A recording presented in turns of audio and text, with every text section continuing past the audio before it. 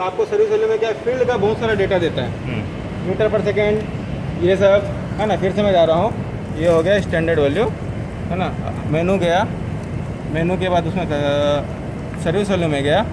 Service value में हम जब स्क्रॉल करते हैं तो देखिए बहुत सारा ऑप्शन आ रहा है, वोल्टेज ऑन, जीरो सेट, फालतू के जो काम नहीं है वो भी आते रहते हैं। DIDO ये वेब फीडर्स में काम आते हैं, इस पर काम नहीं आते। तो हमारा जैसे कि ये बिल्ड लोड है इतना kg पर मीटर, अभी kg दिखा रहा है। बिल्ड लेंथ अभी नहीं आ रहा है, ये नया फंक्शन देखा मैं, अभी बिल्ड लेंथ अभी आता नहीं था इसमें। ये लोड सेल का यूटिलाइजेशन है, जो लोड सेल का मिली वोल्ट मिल रहा है हमको टोटल अभी एयर में। एम्प्टी बेल्ट में जो लोड सेल का आउटपुट मिल रहा है वो 1.17 मिली वोल्ट पर वोल्ट मिल रहा है, पर वोल्ट। मिली वोल्ट निकालने के लिए इंटू 12 कर दीजिए कि 12 वोल्ट की सप्लाई देता है, ठीक है। अभी हम लोग इसकी बात करेंगे। टेकोमीटर, ये टेकोमीटर देखने को फ्रीक्वेंसी वहाँ से आ रही है, चक्री से आ रही है, तो कितनी फ्रीक्वेंसी आ रही है 106। एवरेज कितना हो गया सर उसका, एक 106 ही मान के चलते हैं, 106 आ रहा है, ठीक है सर। 0.9 हर्ट्स डिवाइडेड बाई मेरा स्पीड कितना है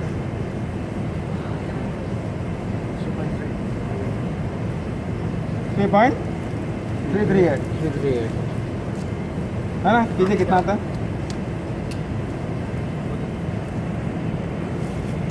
ये आ गया 32.0225।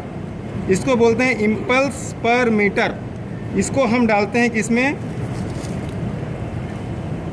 पैरामीटर में जाएंगे, एंटर पैरामीटर करेंगे, पासवर्ड डालेंगे, एंटर मारेंगे। रेटेड डेटा के अंदर P2.4 में इसको डालते हैं, P02.4 में इसको डाल देंगे, ठीक है। इसके पहले इसको मुझको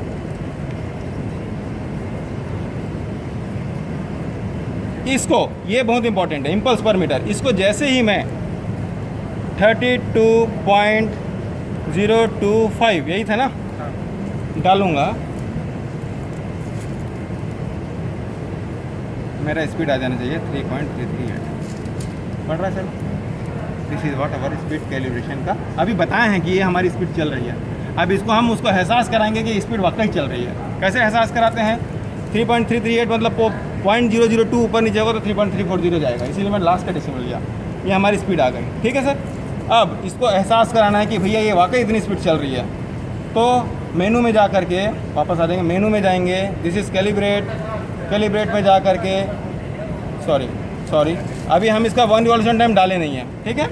एंटर पैरामीटर, हमको 1 रिवॉल्यूशन टाइम भी डालना था। 1 रिवॉल्यूशन टाइम हम लोग कैलकुलेट किया था ना, कितना किया था 81.09।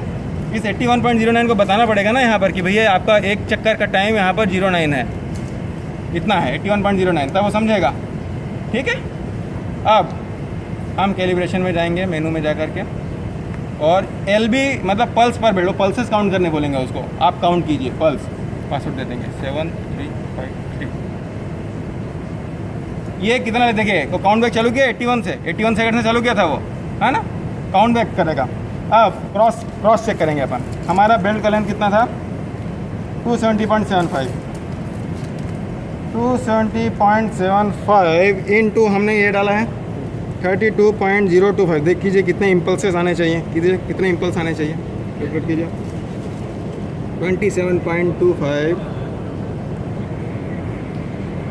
इंटू 32.025,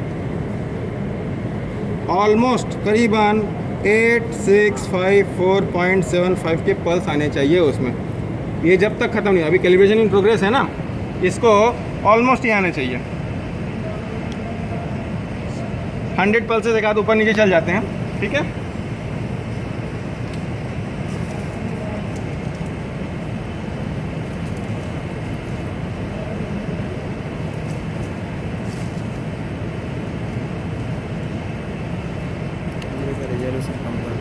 देखिए इसलिए मैं सब आपका लिख रहा हूँ ना, ये थोड़ा मेरे को डॉक्यूमेंट में डालने के लिए दीजिएगा। मेरा लैपटॉप नीचे है यार, मैं भूल गया हूँ, कोई दिक्कत तो नहीं।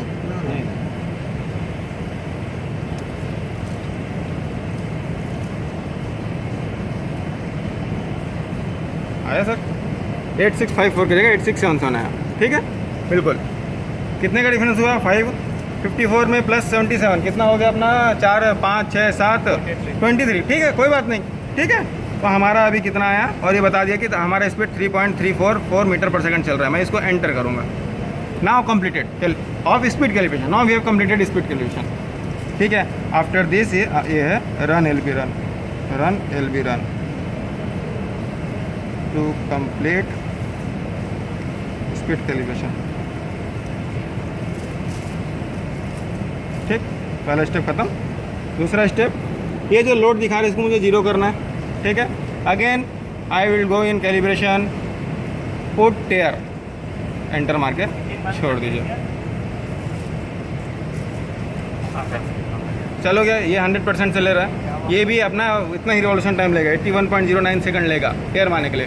क्यों लेगा वो? क्योंकि मैं उसको बता दिया हूँ कि भैया मेरा बेल्ट का स्टार्टिंग पॉइंट यहाँ से यहाँ तक ट्रेवल करने के लिए उसको 81.09 लगता है, तो आप उसको वहीं से वहीं तक ही टेयर मारिए। ठीक है,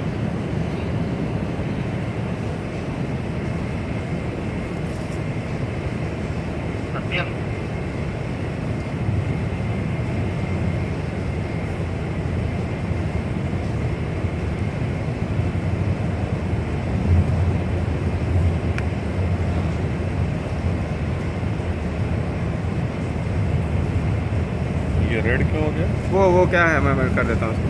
हम लोग 3.38, वो क्या था 3.338 से वो थोड़ा सा भी ज़्यादा होगा, 339 हो जाना रेड हो जाता है, ओवर स्पीड चल रहा है ऐसे बोलते हैं। अब वो डेसिमल पॉइंट तो उतना जाएगा 0.00 का, तो भाई उसको मैं भी कर देता हूँ, उसको थोड़ा रेंज आगे बढ़ा देता हूँ।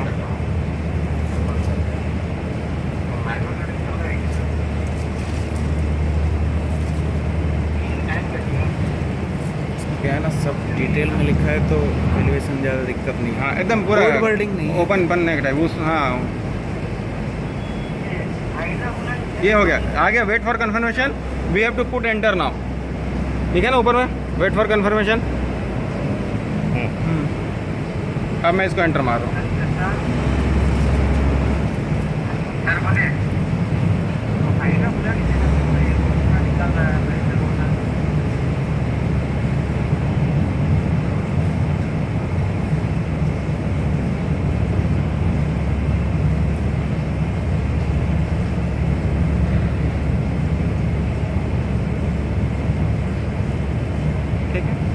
फिर से आप टेयर मारेंगे एक बार।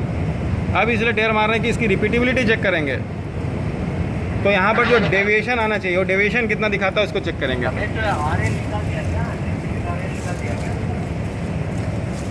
हमेशा जब भी टेयर करें 2 बार करना है। 2 बार कर, 3 बार करना है।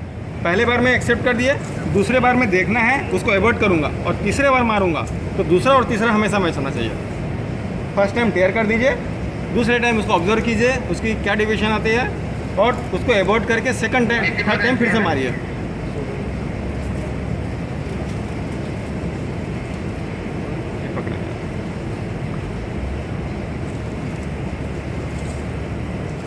हम लोगों ने वेट कैलकुलेट किया था ना इसमें, कितना भटका है टोटल करके।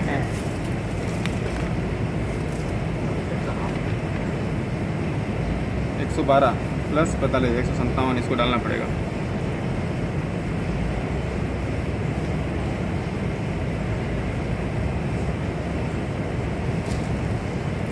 ये देखिए अभी ये माइनस में फ्लो रेट है ना, इसको हम लोग अभी मिनिमाइज़ करेंगे। एक प्रोग्राम जो 0 सेट का होता है उसको अभी रन करेंगे थोड़ी देर में, क्लियर होने के बाद।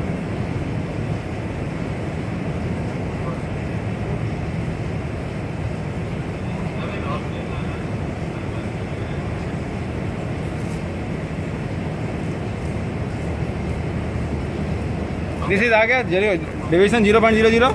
मैं इसको अबॉर्ट कर रहा हूँ, मेनू से ये अबॉर्ट होता है, देखो अबॉर्ट कर दिया।